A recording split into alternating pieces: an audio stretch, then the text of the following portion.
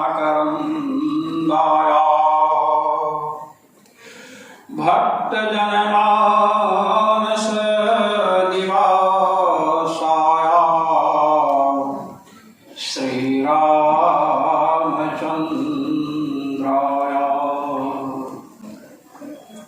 नमः। सभाभ्यः सभापतिभ्यः श्री गीता जयंती महोत्सव में दूर दूर से आए हुए संत महानुभाव ब्रह्मा कुमार एवं ब्रह्म कुमारियों का मैं समस्त आबू की ओर से अभिनंदन करता हूं।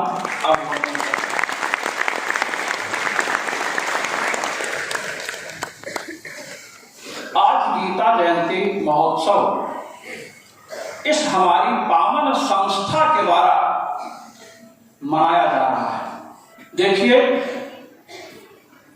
भगवत गीता का प्रादुर्भाव हुआ है रणभूमि के मध्य में, और वह भी रण युद्ध, जिसका नाम आज इतना दृष्टिगोचर है। यदि कहीं कोई विशेष लड़ाई होती है तो लोग कहते हैं महाभारत छिड़ा हुआ है। अर्जुन एक ओर पांडव सेना है, दूसरी ओर कौरवी अनी है। पांडवों की ओर 7 अक्षौहिणी सेना है और कौरवों की ओर 11 अक्षौहिणी सेना है। यदि मतदान का युग होता तो दुर्योधन ही विजयी होता।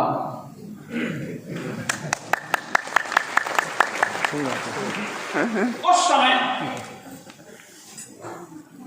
भगवान वासुदेव से अर्जुन ने कहा कि प्रभु, आप दोनों सेनाओं के मध्य में हमारे रथ को स्थापित कीजिए, पहले हम देख तो लें कि किससे किससे युद्ध करना है।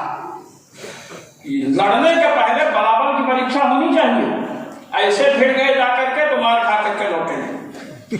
जब देखा कि विपक्ष में द्रोणाचार्य, गुरुदेव कृपाचार्य, पितामह भीष्म जैसे पूज्य और महारथी खड़े हैं, और दुर्योधन, धृतराष्ट्र के 101 पुत्र थे, 100 तो दुर्योधन के सगे थे, एक अलग थे।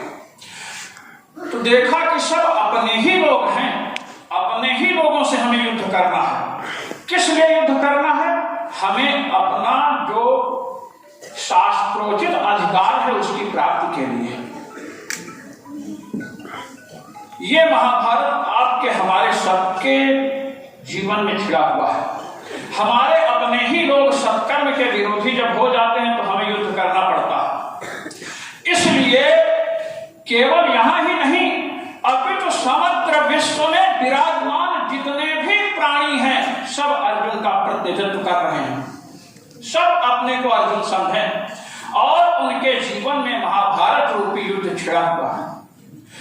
जब हम अपने लोगों को देखते हैं कि वही हमारे अच्छे कार्यों के विरोधी हैं तो हमें विषाद होता है, मन में खिन्नता आती है। इसलिए अर्जुन विषादग्रस्त हुए, विषीदं निदभब्रवीत। जब विषादग्रस्त हुए तब भगवान से बोले। इसलिए श्रीमद् भगवत गीता का जो पहला अध्याय है उसे विषाद योग नामक अध्याय कहते हैं। जितने लोग हम यहां बैठे हैं सबके जीवन में कभी न कभी विषाद आया है, आएगा और आ रहा है, ये आप सब अनुभव कर सकते हैं। अब विषाद को दूर करने के लिए भगवान ने अर्जुन से कहा कि पहले तो तुम ये समझ रहे हो कि यहाँ द्रोणाचार्य जी हैं, कृपाचार्य जी हैं, पितामह भीष्म हैं, इनको हम मारेंगे, पाप लगेगा। अपने को तुम मारने वाला समझ रहे हो और इनको मरने वाला समझ रहे हो। तो तुम ये बात अपने मन में दृढ़ कर लो कि अर्जुन तुम शरीर नहीं हो।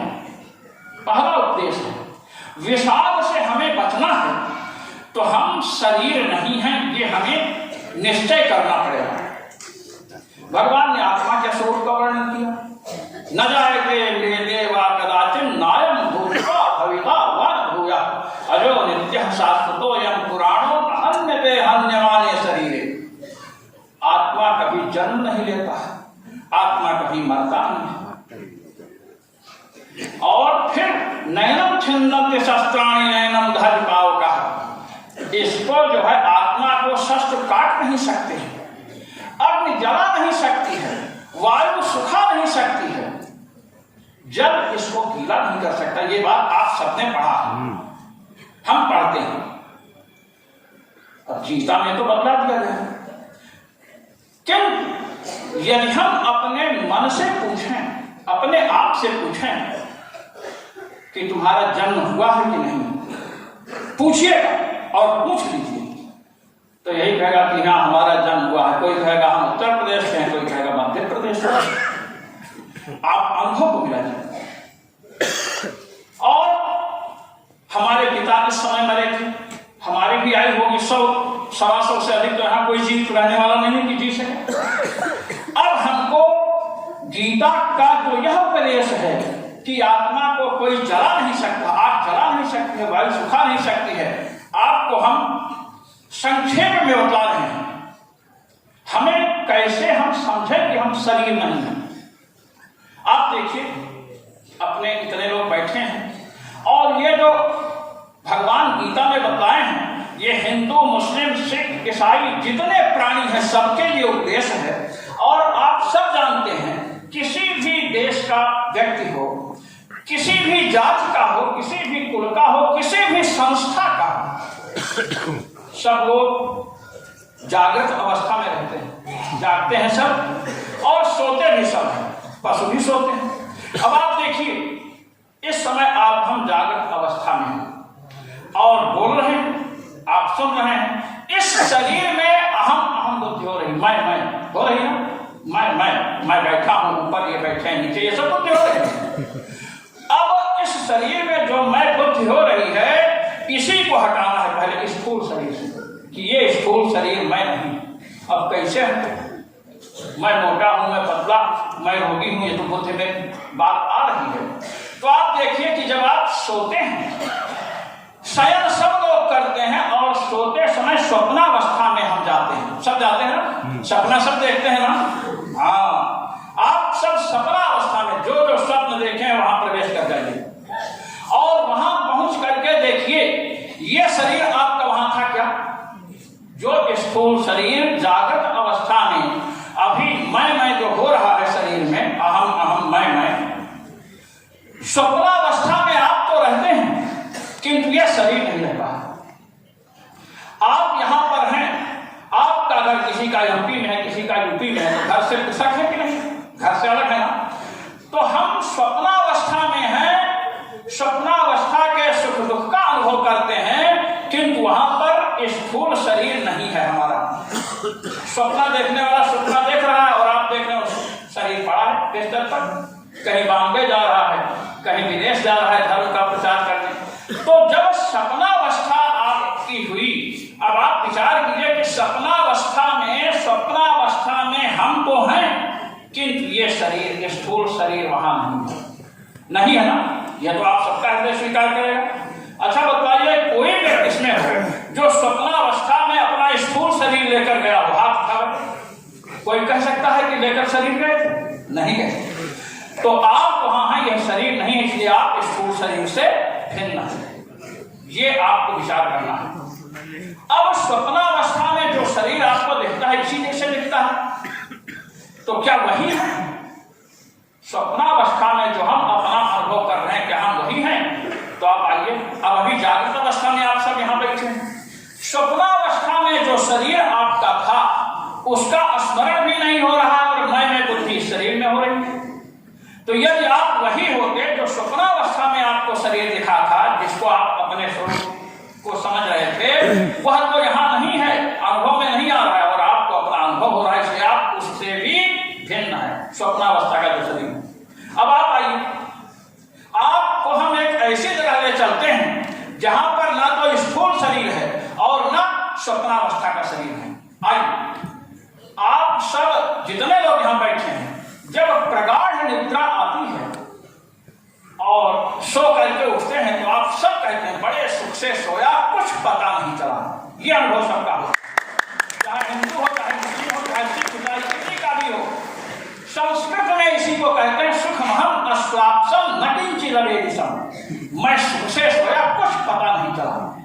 अब जागने के समय आपको स्मरण हो रहा है, सुषुप्ति काल में आपने जिस सुख का अनुभव किया है उसका आप स्मरण करें बड़े सुख से सोया आनंद से। तो सुख का अनुभव आपने सुषुप्ति काल में किया प्रगाढ़ निद्रा में, किंतु उस प्रगाढ़ निद्रा में न तो स्थूल शरीर आपका था न स्वप्नावस्था वाला शरीर था, आप थे। तो इससे तो निश्चित हो गया कि हम वहां भी रह सकते हैं जहां पर स्थूल शरीर और स्वप्नावस्था वाला शरीर नहीं है, वहां पर भी हम रह सकते हैं।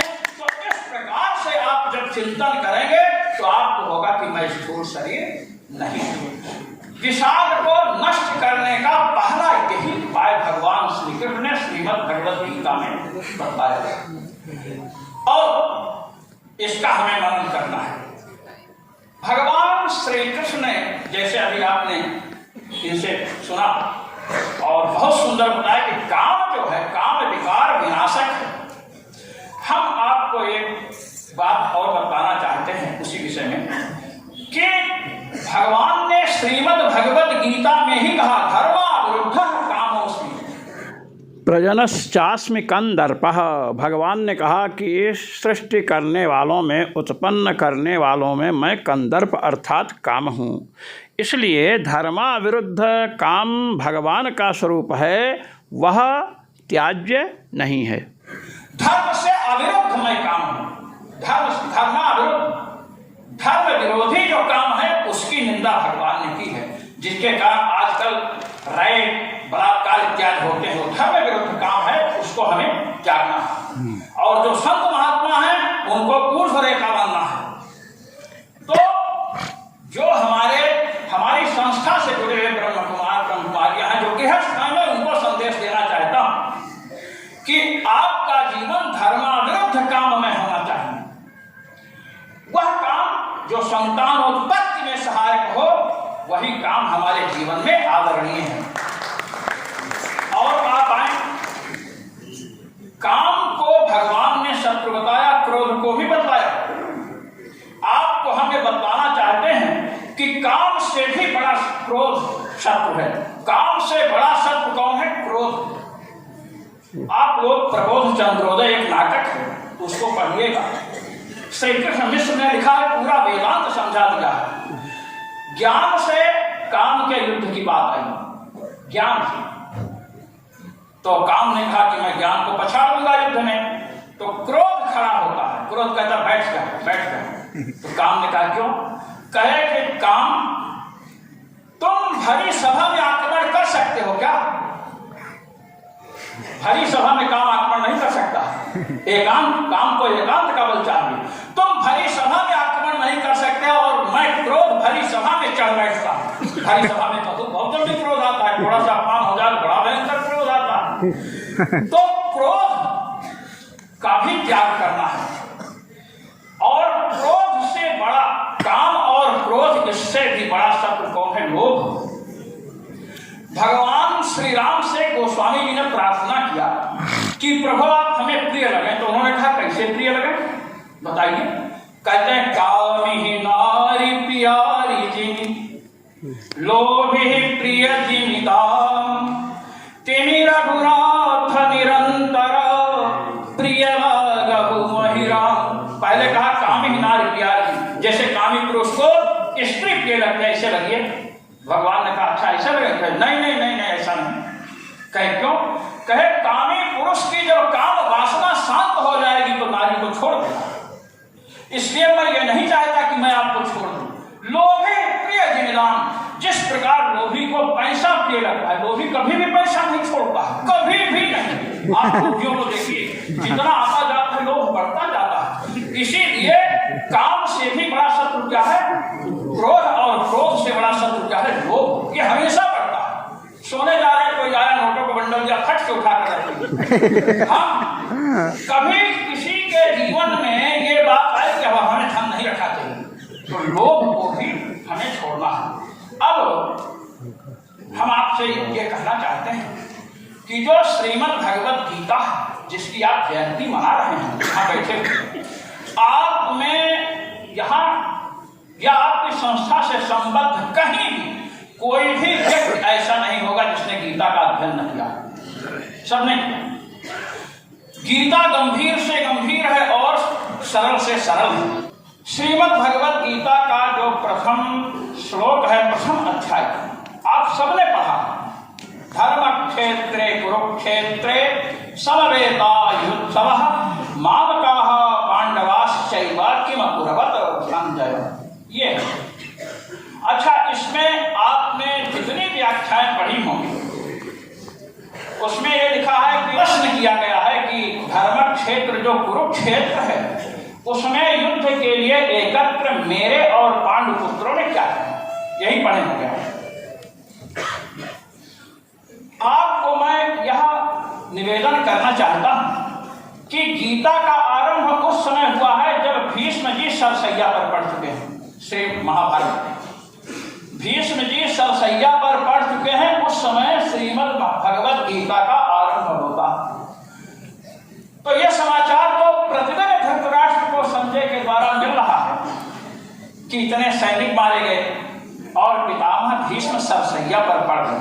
अब धृतराष्ट्र ये जो प्रश्न करेंगे कि धर्म क्षेत्र कुरुक्षेत्र में मेरे और पांडुपुत्रों ने क्या किया, अरे युद्ध किया, इतने लोग मारे गए, पितामह भीष्म सरसैया पर पड़ चुके हैं, तो अब ये पूछना क्या किया, अरे युद्ध किया, सरसैया पर पड़े, तो युद्ध विषय प्रश्न नहीं बन सकता कि क्या किया। ये मैं गंभीरता की बात कर रहा हूं। तो जो किम अकुर्वत संजय में जो किम शब्द आया है, किम शब्द के 4 अर्थ होते हैं। खंडन खंड खाद्य अद्वैत वेदांत का ग्रंथ है श्रीहर्ष का, 4 अर्थ है। कुत्सिते चापि आक्षेपे प्रश्ने वितर्के तथा कुत्सित अर्थ में खराब प्रश्न भी किन सबसे किया, क्या किया, तो आप सबको हिंदी व्याख्याओं में लिखा मिलता है।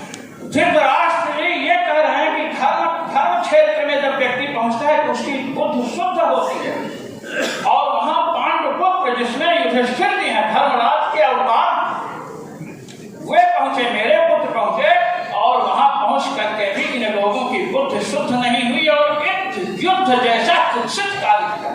ये वहां आप देखिए, इस प्रकार श्रीमद् भगवत गीता में हमें यह बताया गया कि हम जो कर्म कर रहे हैं, हम कर्म करें। देखिए, मां अनुस्मर युद्ध जा, आप अपने कर्म को कीजिए और भगवान का स्मरण कीजिए। और अंत में बताया गया कि हमें भगवान की शरणागति स्वीकार करनी चाहिए, परमात्मा के शरणापन्न होना चाहिए अंतिम में। तो इस प्रकार अंतिम में भगवान ने बताया, आप हैं, हम हैं, सोचते हैं हम इस कार्य को नहीं करेंगे, थोड़ी सी आपत्ति आती है तो हम कहते हैं इसको नहीं करेंगे। जैसे अर्जुन ने कहा, देखिए अर्जुन कोई साधारण व्यक्ति का नाम नहीं है। जिस महापुरुष को उर्वशी के कटाक्ष व्यथित नहीं कर सके वो अर्जुन है। उर्वशी के कटाक्ष से बड़े बड़े ऋषिमुनि ध्वस्त हो गए, किंतु वह उर्वशी जिस महापुरुष का कुछ भी बिगाड़ ना सकी, उन्हें क्या कहते हैं, महाराज अर्जुन। तो अर्जुन व्यथित हो गया और उन्होंने कहा, ना योत्स्येति गोविंद, मैं युद्ध नहीं करूंगा। तो जब हम किंग कर्तव्य विमूढ़ हो जाते हैं, सन्मार्ग से हट जाते हैं, तो हमें प्रेरणा देती है गीता। इसलिए हमें गीता को अपने जीवन में अपनाना चाहिए। इसी के साथ आप सबको धन्यवाद देता हुआ, आभार व्यक्त